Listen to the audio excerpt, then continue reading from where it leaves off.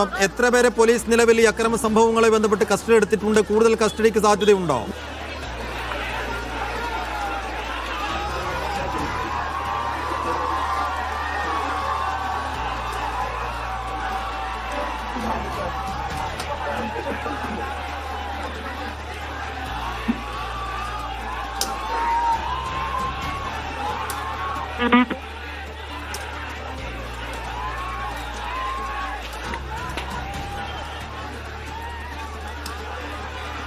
Yes, R B സനൂപിലേക്ക്.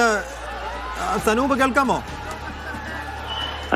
ഉദ്യോഗസ്ഥരെല്ലാം ഇപ്പോൾ Thampanoor police സ്റ്റേഷനിലാണ്. അവർ വന്ന വാഹനവും ഇവിടെ ഉണ്ട്. ഉദ്യോഗസ്ഥർക്കടക്കം പരിക്ക് പറ്റിയിട്ടുണ്ട്.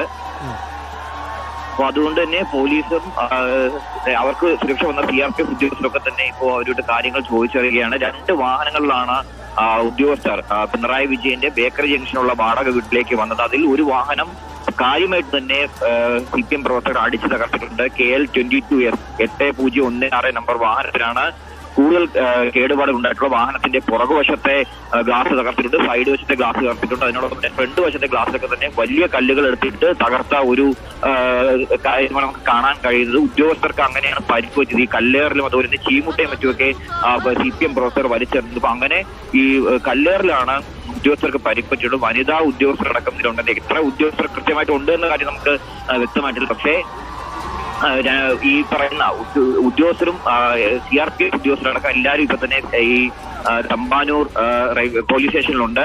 3 വാഹനങ്ങൾ ഇവിടെ എത്തിയിട്ടുണ്ട്. അതിൽ ഒന്ന് KL 22S 8016, ഒന്ന് KL 01DF 6096, ഒന്ന് KL 01DA 2969. അതിൽ ഈ KL 22S 8016 നമ്പർ ഉള്ള വാഹനമാണ് പൂർണ്ണമായിട്ടും തകർത്തിട്ടുള്ളത്. KL 01DA 2969 എന്ന വാഹനത്തിന്റെ ഫ്രണ്ട് ചില്ല്, മുൻവശത്തെ ഗ്ലാസും സൈഡ് വശത്തെ 2 ഗ്ലാസും ഒക്കെ തന്നെ പൂർണ്ണമായിട്ടും തകർത്തിട്ടുണ്ട്. വലിയ കല്ലുകളൊക്കെ തന്നെ ദൃശ്യങ്ങൾ കണ്ടതാണ്. വലിയ കല്ലുകൾ തന്നെയാണ് ഈ വാഹനങ്ങൾക്ക് നേരെ വലിച്ചെറിയും. അതുപോലെ കമ്പും വടിയും ഒക്കെ തന്നെ ഉപയോഗിച്ച് വാഹനങ്ങൾ അടിച്ചു തകർക്കുന്നതാണ് കാണാൻ കഴിഞ്ഞത്. എന്തായാലും ഇപ്പോൾ ഉദ്യോഗസ്ഥ സുരക്ഷ തേടി തമ്പാനൂർ പോലീസ് സ്റ്റേഷനിൽ നിൽക്കുകയാണ്. അവരുടെ മൊഴിയടക്കം പോലീസ് ഇപ്പോൾ രേഖപ്പെടുത്തുന്നുണ്ട്.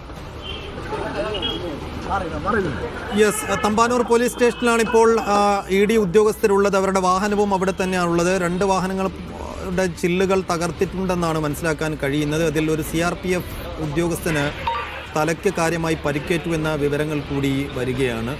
എന്തായാലും തലസ്ഥാനത്ത് ഇപ്പോഴും സംഘർഷാവസ്ഥയ്ക്ക് ശമനമായിട്ടില്ല എന്ന് തന്നെയാണ് മനസ്സിലാക്കാൻ കഴിയുന്നത്.